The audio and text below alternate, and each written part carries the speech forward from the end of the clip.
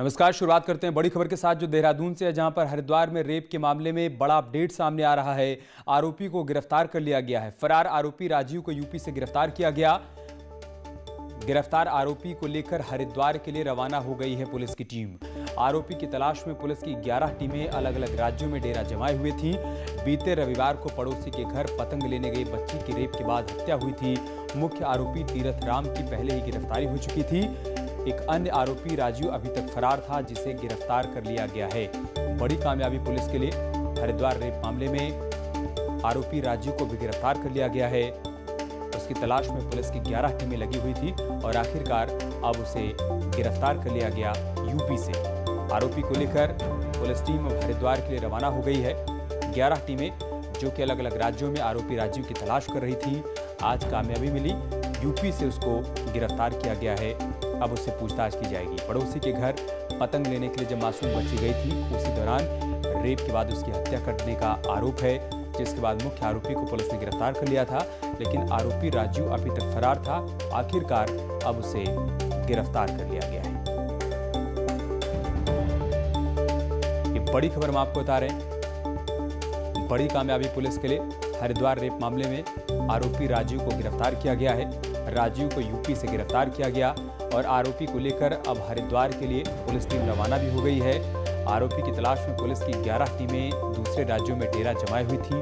बीते रविवार को पड़ोसी के घर जब बच्ची पतंग लेने गई थी, तभी रेप के बाद उसकी हत्या कर दी गई थी।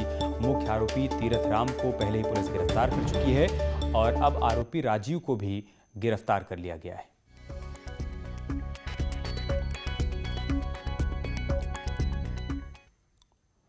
बदमाशों की तलाश में राज्य एसटीएफ के उत्तर प्रदेश बिजनौर के चांदपुर में हुई मुठभेड़ में एसटीएफ व केडी गिरोह के मध्य मुठभेड़ हुई। एसटीएफ ने केडी के साथी परमजीत को गिरफ्तार कर लिया। देर रात फायरिंग के बाद कॉम्बिंग में परमजीत अरेस्ट किया गया। 20,000 का इनामी बदमाश है। केडी को गोली लगने के बाद वो मौके से फरार हो गया है। पुलिस इस बात की जानकारी दे रही है। हालांकि केडी के बारे में अभी तक जानकारी मिल नहीं पाई है। उत्तर प्रदेश और राज्य एसटीएफ की टीमें अब उसकी तलाश कर रही हैं। एसपी एसटीएफ स्वतंत्र कुमार सिंह ने इस गिरफ्तारी की पुष्टि की है। उन्होंने बताया कि राज्य एसटीएफ के कई कर्मी केडी की तलाश कर रहे हैं। परमजीत के पास से एक पिस्टल और एक देसी असलाह भी बरामद किया गया है।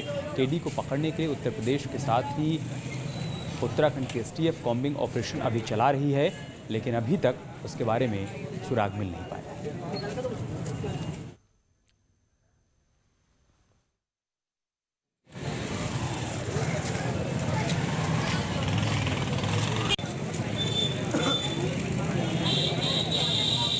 केडी का जो सहयोगी था परमजीत, उसको पकड़ लिया गया है और इनके खिलाफ, केडी और परमजीत के खिलाफ चांदपुर थाने में आर्म्स एक्ट में भी मुकदमा दर्ज है और 307 में भी मुकदमा दर्ज है। और परमजीत से केडी के वेयर अबाउट के बारे में भी पूछताछ की जा रही है संभवतः। और बात करते एक और बड़ी खबर की। नेता प्रतिपक्ष इंदिरा हृदयेश का दावा है कि बीजेपी के कुछ विधायक कांग्रेस के संपर्क में हैं और उनके इस दावे पर बीजेपी के प्रदेश अध्यक्ष बंशीधर भगत ने पलटवार किया है, खंडन किया है इस दावे का। भगत का कहना है कि कांग्रेस मुंगेरी लाल के सपने देख रही है। बीजेपी का विधायक टिकाऊ होता है, बिकाऊ नहीं। साथ ही उत्तराखंड बीजेपी के मीडिया प्रभारी देवेंद्र भसीन ने ट्वीट कर कुछ विधायकों के कांग्रेस के संपर्क में आने की बात को हास्यास्पद बताया है।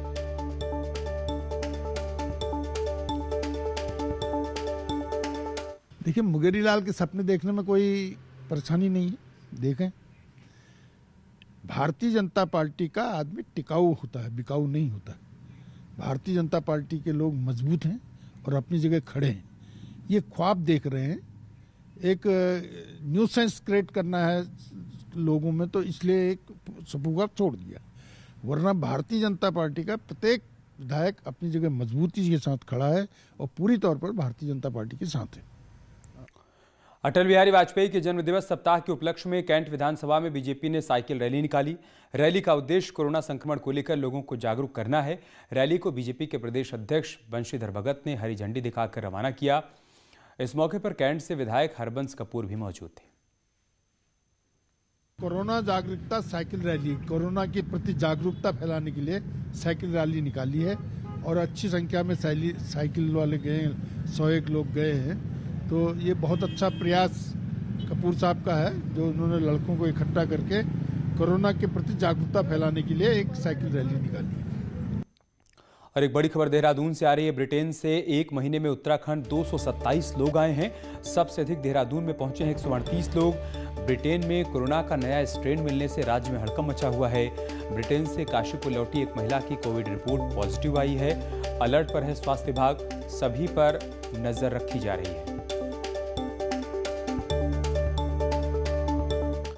और इसी बीच हल्द्वानी से एक बड़ी खबर आ रही है। ब्रिटेन से लौटे लोगों ने चिंता बढ़ा दी है। ब्रिटेन से लौटे नैनीताल जिले के 13 लोगों के RT-PCR सैंपल लिए गए हैं। ब्रिटेन में नए कोरोना वायरस की बात सामने आने के बाद से चिंता बढ़ी हुई है। प्रदेश में इस वक्त स्वास्थ्य विभाग अलर्ट मोड पर है।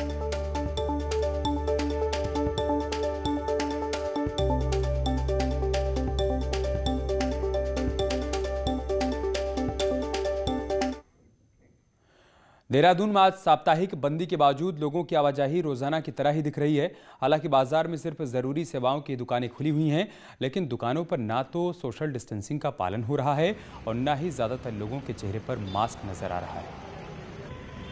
देहरादून के बाजार साप्ताहिक बंदी को देखते हुए बंद हैं आज, लेकिन बाजार में रश उसी तरीके का देखने को मिल रहा है। यहाँ तक कि सभी ATMs को ये कह दिया गया है कि इस बात पर खास ध्यान रखा जाए कि सभी दुकानें बंद हो, सिर्फ जरूरी सेवाओं की दुकानें ही यहाँ पर खोली जा सके, और वही देखने को भी मिल रहा है। लेकिन रश आप देख सकते हैं किस तरीके का बाजार में लगातार बना हुआ है।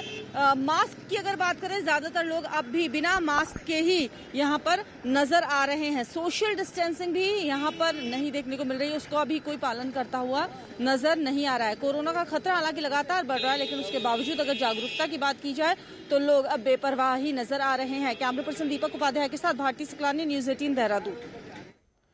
देश और दुनिया में कोरोना संक्रमण क्या बढ़ा कि शातिर जालसाजों ने ठगी के तरीके भी बदल दिए और अब कोरोना वायरस वैक्सीन के नाम पर साइबर ठग सक्रिय हैं और भोली भाली जनता को ये साइबर ठग कॉल कर वैक्सीन के नाम पर रजिस्ट्रेशन करवाने की बात कह रहे हैं और इसमें आधार कार्ड नंबर भी मांगा जा रहा है। साथ ही साइबर ठग आपको एक OTP नंबर भेज रहे हैं, जिससे ही ये OTP नंबर साइबर ठगों तक पहुंचा आपका अकाउंट खाली हो जाएगा। ऐसे में पुलिस ने आम जनता से ऐसी जालसाजी और ऐसे मैसेज से दूर रहने की अपील की है। नहीं, कुछ ऐसी शिकायतें प्राप्त हुई है जो cyber cell cyber police station में भी, तो जिसके ऊपर जो है हमने सोशल मीडिया के माध्यम से भी हमारे जो वॉलेंटियर्स है, डिजिटल वॉलेंटियर्स, उनको एक्टिव किया हुआ है और कुछ अवेयरनेस भी जो है पुलिस इसमें जनरेट कर रही है। सर्दियों का मौसम, ऐसे में अगर आपके सामने 15 से 20 फीट लंबा अजगर आ जाए तो आप क्या करेंगे? कुछ ऐसा ही हुआ ऋषिकेश एम्स रोड पर, जहां पर एक अजगर को देखकर राहगीरों की सांसें थम गई। लोगों की सूचना पर पहुंची वन विभाग की टीम ने अजगर का रेस्क्यू कर उसे जंगल में छोड़ दिया।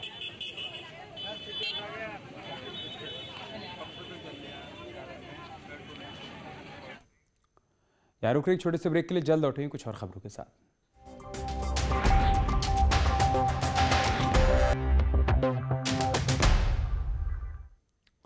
और अब खबर उत्तरकाशी से है, जहां पर मोरी, पुरोला, नौगांव, भटवाड़ी और डुंडा विकासखंड के कई गांव में मोबाइल नेटवर्क की समस्या से परेशान हैं लोग।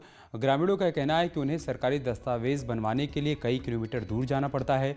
वहीं DM का कहना है कि जल्द ही समस्याओं का समाधान कर दिया जाएगा। जो टावर्स अभी बंद पड़े उनको हम चलवाने के लिए संबंधित ऑपरेटर से बात कर रहे हैं और जैसा हमें दिशा निर्देश प्राप्त हो रहे हैं, हम जहाँ आवश्यकता पड़ रही है, क्योंकि आपदा में भी और आगे सरकारी स्कीम्स की क्रियान्वयन में भी काफ़ी ज़रूरत है नेटवर्क्स की, तो उसके लिए तत्काल जैसे भी प्रयास हमारे स्तर से किए जा सकते हैं हम उसको कर रहे हैं। नई टिहरी में युवा कल्याण विभाग की ओर से ग्रामीण प्रतिभाओं को प्लेटफॉर्म देने के लिए युवा महोत्सव का आयोजन किया गया, जिसमें लोक सांस्कृतिक कार्यक्रमों में 8 ब्लॉक की टीमों ने हिस्सा लिया। युवा कल्याण अधिकारी का कहना है कि कोविड के चलते इस बार विकासखंड स्तर पर युवा महोत्सव का आयोजन नहीं किया गया और शासन के निर्देशानुसार जनपद स्तर पर युवा महोत्सव का आयोजन किया गया है, जिसके बाद इसमें सेलेक्ट होने वाली टीमें प्रदेश स्तर पर प्रतिभाग करेंगी।